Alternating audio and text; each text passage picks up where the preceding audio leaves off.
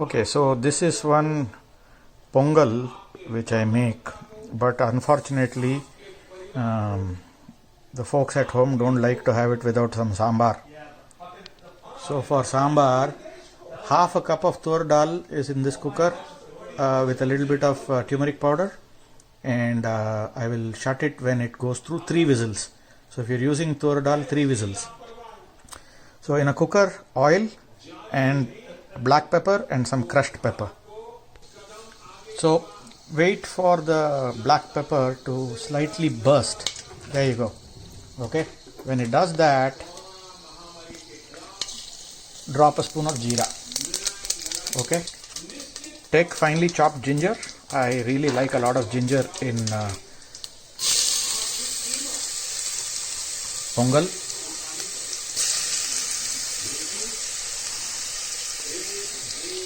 And half cup masoor dal, half cup. So half cup of masoor dal, sorry, moong dal. Okay, and in low heat keep frying this. And I'm going to add curry patta, 1 slit green chili and hing to this. So I added curry patta, little bit of hing, and I broke 2 green chilies. I like slight spice in this, and just keep in low heat and let this moong dal fry a little bit, and I'll show you when to stop it. So you see it was frying, and just when you see 1 or 2 of them beginning to turn a little brown, just 1 or 2, when you see them beginning to turn brown, you don't want it to become brown. Just when 1 or 2 becomes brown, you need to pour a cup of water into this. So you see that slightly it is brown, 1 or 2 of them, it means it's decently fried. We're going to add a cup of water and we're going to let this boil. Okay, so a cup of rice is being washed and just kept soaking. In this right now I'm using Sona Masuri. If you don't have Sona Masuri, you can use Basmati, but Sona Masuri is the best for this. Okay, so 1 cup of water has almost got reduced. I'm pouring again hot water, 1 more cup.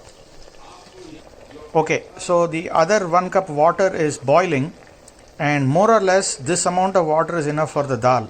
Now we've got 1 cup of rice coming. That 1 cup of rice needs at least 3 cups of water for a pongal consistency.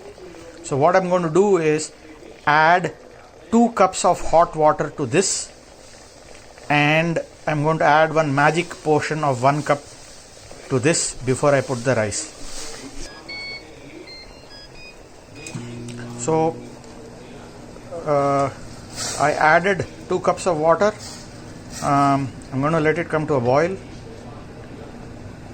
Just to give you the mathematics, I started with the dal. I put 1 cup of water, that water got absorbed. Then I added 1 more cup, brought it to a boil. Now I'm doing the water calculation for the rice. This rice that I'm using requires 3 cups of water. First I've added 2 cups of water. Okay, and then you need to add the magic portion of 1 more cup, and that 1 more cup is milk. Okay, and again I had heated up the milk so that I don't lose the boiling point of this water. Okay, now this you want to salt given the rice that you are going to use. So I have salted it. I'm going to now add just the rice which has been drained off the water. So the milk water is boiling. I've got this washed rice. I'm going to add the washed rice.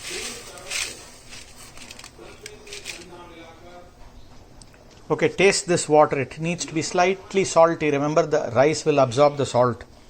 1 spoon of ghee. I'm adding to this. Okay, I have shut the lid, put the pressure. We're going to stop this at 3. Remember not to run it at high heat. You want to be at some medium heat.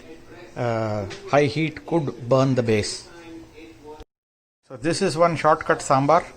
I'm taking a small bati. I put gingerly oil. I'm going to add 2 red chilies, and I use Kashmiri chili again because people don't like spiciness. Then about 2 spoons of chana dal.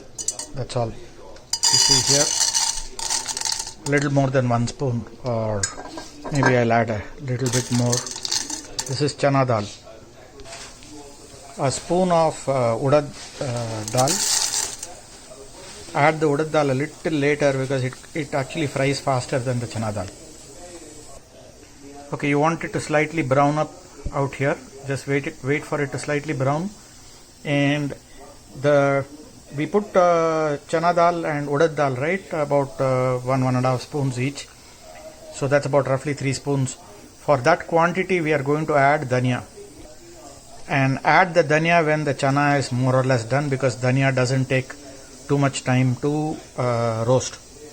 Okay.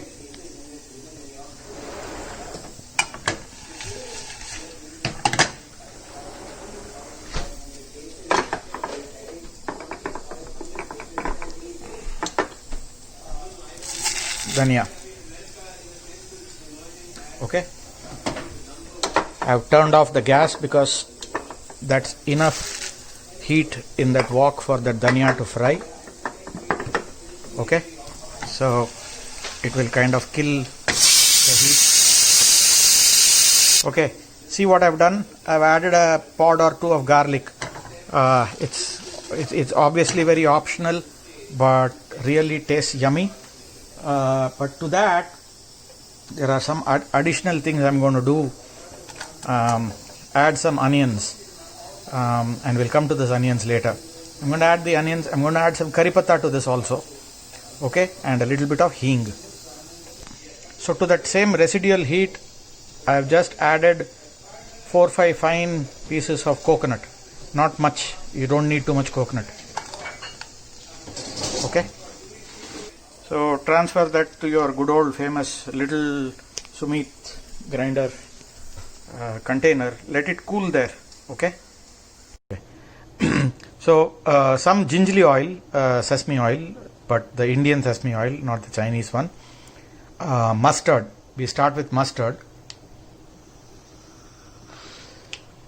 And we wait for the mustard to burst. So you see the mustard has started bursting. I'm going to add turmeric to it. I'm going to reduce the heat.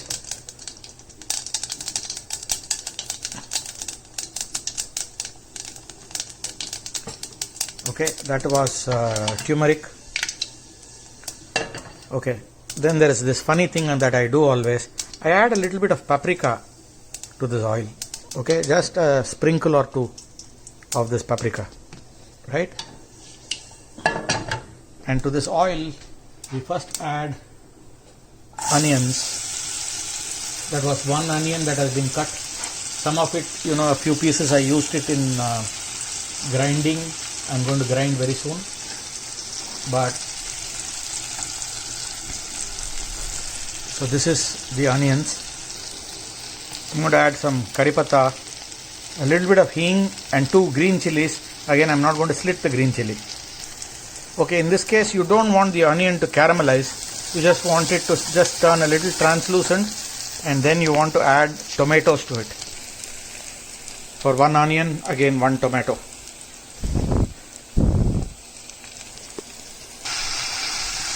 So I just added the onions and I added the tomato.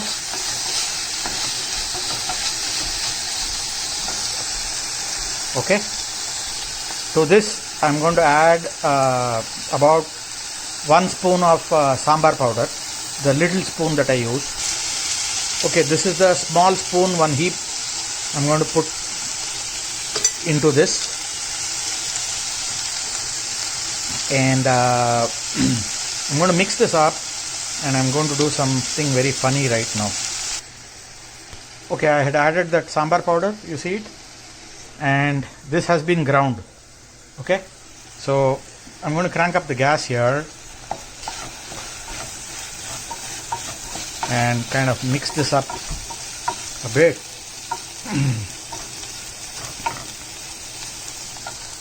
And just leave it there. Just 1 minute is what it needs to be sauteed a little. Okay, guess what I'm adding?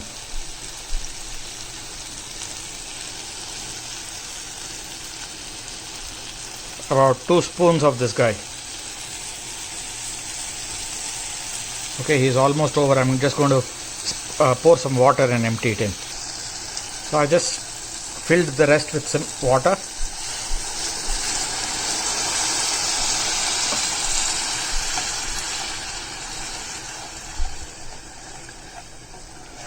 I've got that going here. Okay, and I'm going to dump this in right now. So I added the ground paste. There's a little bit left here. I'm going to just wash it a little with water and then pour the water in. So you see all that curry leaf and all that stuff has floated up. It's beautiful, so aromatic. There we go. I've poured that in. I'm going to add salt to taste.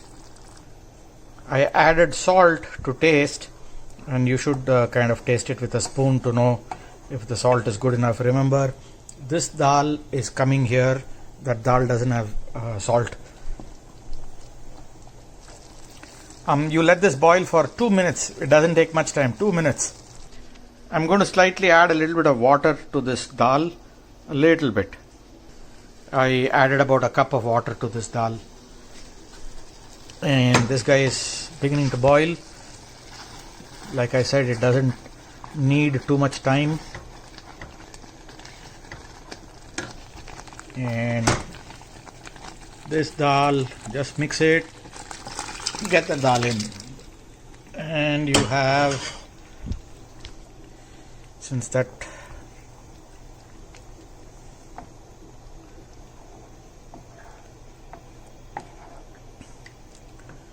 well, this is done. You wait for the first boil and your sambar is done. I'm still waiting for the first boil. Sambar is something you don't want to keep boiling over. I'm just waiting on the first boil and I will shut it off. Okay, I think the first boil is beginning.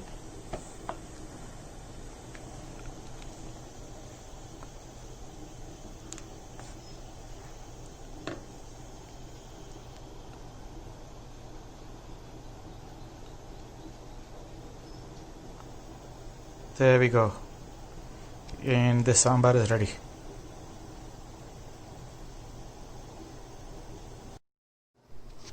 This is the pongal pressure gone, and it's here. You have pongal out here, and you put a spoon in and figure out how is the salt first. The salt is perfectly fine, but this needs a tad bit more water. So I'm going to heat half a cup water, half a cup milk, and pour it back into this. So I'm going to microwave this for about a minute. Okay, this is heated up. It's half cup water, half cup milk. The reason you need to taste the salt to the pongal at this time is if it is less salt, this is the time you add it to this water milk so that it is then mixed evenly with the rice.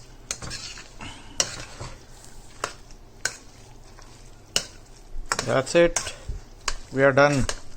Here is world's best pongal and world's best sambar. Do you see this little red things floating up in the oil? That's what the paprika does. It makes that oil a little red and it floats on top, and that makes it look yummier. Otherwise, coming back to this pongal, if you like it at this consistency, which is fine. But if you want it a little bit more soggy, always only add milk. Don't add only water. Milk, water in equal proportion. Alright? Otherwise, we are good with this and we have some great pongal.